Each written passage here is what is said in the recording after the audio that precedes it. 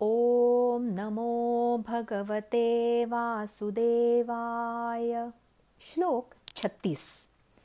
द्यूतं छलयतामस्मि तेजस्तेजस्विनामहं जयोऽस्मि व्यवसायोऽस्मि सत्वं सत्ववतामहं.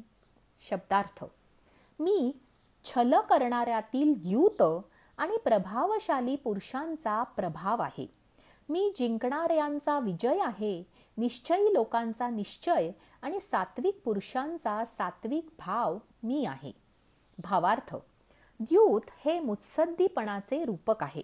सरळ वागून अति चांगला विचार करून जगात निभाव लागत नाही. व्यवहारात समोरच्यांचे डावपेच, छक्के पंजे कळायला हवेत.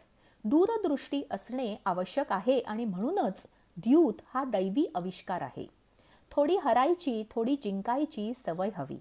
खिलाडू वृत्ती हवीच, पण जिंकायची ईर्ष्या आणि अपयश पचवण्याची ताकद पण हवी.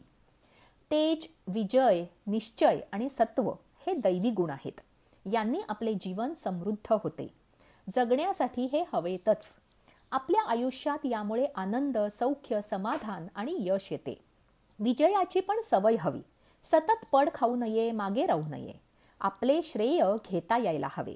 दरवेळी दुसऱ्याला मोठेपणा देऊ नये. त्याने तो दुबळा होण्याची शक्यता असते. यात त्याचे नुकसान असते. एका जाहिरातीतली आई योग्य विचार करते. ती म्हणते, माझा मुलगा तेव्हाच जिंकेल जेव्हा तो मला खरंच हरवेल. मी त्याला जिंकून देईन तेव्हा नाही. श्रेय उगाच देणे म्हणून धोकादायक आहे. समोरच्याला त्याच्या क्षमता कळत नाहीत आणि आरैते मिरवायची सवय लागते. इडली, ऑर्किड आणि मी या आत्मचरित्रात लिहिलंय, विठ्ठल कामत यांनी कोट शिवला होता तेव्हा वडिलांना सिद्ध करून दाखवले होते की त्यांची तो कोट घालायची योग्यता आहे. आपल्याला वाटतं जय म्हणजे देव. ज्यासाठी जे कष्ट लागतात ते देव. फुकट मिळालेली कोणतीही गोष्ट आपल्यासाठी उपयोगाची नसते. श्लोक 37. वृष्णीनां वासुदेवोऽस्मि पाण्डवानां धनञ्जयः मुनीनामप्यहं व्यासः कवीनामुशना कविः. शब्दार्थ: वृष्णीवंशीयांमध्ये वासुदेव अर्थात मी, स्वतः तुझा मित्र. पांडवांमध्ये धनंजय म्हणजे तू. मुनींमध्ये वेदव्यास मुनी आणि कवींमध्ये शुक्राचार्य कवीही मीच आहे. भावार्थ: कृष्ण आणि अर्जुन यांची मैत्री दैवी होती. तशी मैत्री असणे दैवी देणगीच आहे. प्रत्येक संकटात कृष्ण अर्जुनाच्या पाठीशी उभा होता. कोणतीही परिस्थिती आली तरी त्याने साथ दिली, आधार दिला, योग्य सल्ला दिला. व्यासमुनी म्हणजे भरतवर्षाला पडलेले स्वप्न आहे. उत्तुंग कार्य त्यांनी केले आहे. कोणतीही चर्चा असेल त्या ठिकाणाला व्यासपीठ म्हणतात. इतके जनसामान्यांनी त्यांना स्वीकारले आहे. गीता देखील व्यास मुनींमुळे आपल्यापर्यंत पोचली. व्यास हे एक पद म्हणून ओळखले जाऊ लागले. वक्ता, तत्वज्ञानी म्हणजे व्यास. कोणत्याही वर्तुळाची मधली रेघ म्हणजे व्यास. उशना हे भृगु काळातील थोर ऋषी आहेत. त्यांनी असुरांना मदत केली म्हणून त्यांना असुरांचे गुरु मानले जाऊ लागले.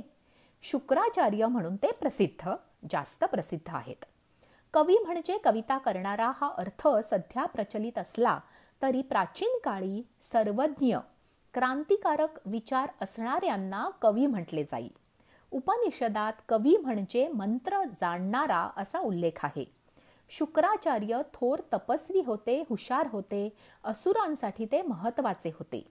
वाईट गोष्टी करण्यासाठीही शक्ती, बुद्धी असावी लागते. तोही चैतन्याचा एक आविष्कार आहे. ते त्या गोष्टींचा अतिरेक करतात म्हणून ती वाईट. दारू मुळात वेदना कमी करण्यासाठी निर्माण केली. ती नंतर नशेसाठी वापरली जाऊ लागली. सोने पोलाद वितळवण्यासाठी आग वापरली गेली की ती सृजनशील असते. तीच वणवा लावायला वापरली तर हानिकारक असते. माणूस आणि राक्षस हे देवासाठी सारखेच. त्यानेच दोन्ही निर्माण केले. शक्तीचा हाच गुणधर्म आहे. ती सर्वांसाठी समान उपलब्ध असते. जे पाणी हरिण पिते तेच वाघ पितो. जी हवा साप घेतो तीच गरुडही घेतो. आपापसात ते शत्रू असतीलही निसर्गात दोघे समान. श्लोक 38. दंडो दमयतामस्मी नीतिरस्मी जिगीषताम मौनै चैवास्मि गुह्यान्नाय ज्ञानै ज्ञानवतामहम. शब्दार्थ: दंड करणाऱ्यांचा दंड म्हणजे दमन करण्याची शक्ती मी आहे. विजयाची इच्छा करणाऱ्यांची नीती मी आहे. गुप्त ठेवण्यासारखा भावांचा रक्षक मौन आणि ज्ञानवंतांचे तत्वज्ञान मीच आहे. शब्दार्थ: दंड, नीती, ज्ञान आणि मौन असेल तरच माणसाची प्रगती होते. शिस्त हवीच, नियम हवे, बंधने हवी, तर कार्य सुरळीत होते. अति काळजीने माणूस कमकुवत बनतो. अस्वीकार, अहंकार वाढतो. ज्ञानाने, वयाने, अनुभवाने शहाणे आहेत त्यांचे ऐकायलाच हवे. मनमानी कारभार उपयोगी नाही. कोणीही उठावं आणि समानता म्हणून काहीही करावं त्याने फक्त अनागोंदी माजते. कुवतीनुसारच अधिकार हवा, नाहीतर तो प्रमाद आहे. एखाद्याला दूधही पसत नसेल आणि त्याने बासुंदी हवी म्हणून हट्ट केला तर दोषी कोण? नीती म्हणजे सत्सद विवेक, योग्य मार्ग. विजय, यश, कीर्ती, प्रसिद्धी योग्य मार्गाने मिळवावी. कौतुक करायलाही मनाचा मोठेपणा हवा, प्रामाणिकपणा हवा. दुसऱ्याचे श्रेय देता यायला हवे, गुणग्राहकता हवी. लिहिणारे लिहितात, पाठवणारे पाठवतात, वाचणारे वाचतात. लिहिणाऱ्याचे नाव वगळून पाठवतात. नाव माहीत नसेल तर लेखक माहीत नाही असेही लिहित नाहीत. ही नीती नाही. मी लिहिले नाही असेही सांगत नाहीत. नरो वा कुंजरो वा. मी माझं नाव लिहिलं नाही असं म्हणायला मोकळे. इतक्या छोट्या गोष्टीतही नीती पाळायला हवी. ती पाळली जात नाही आणि स्वतःला सज्जन समजतात. देव नीतीतही आहे आणि वागण्यातही आहे.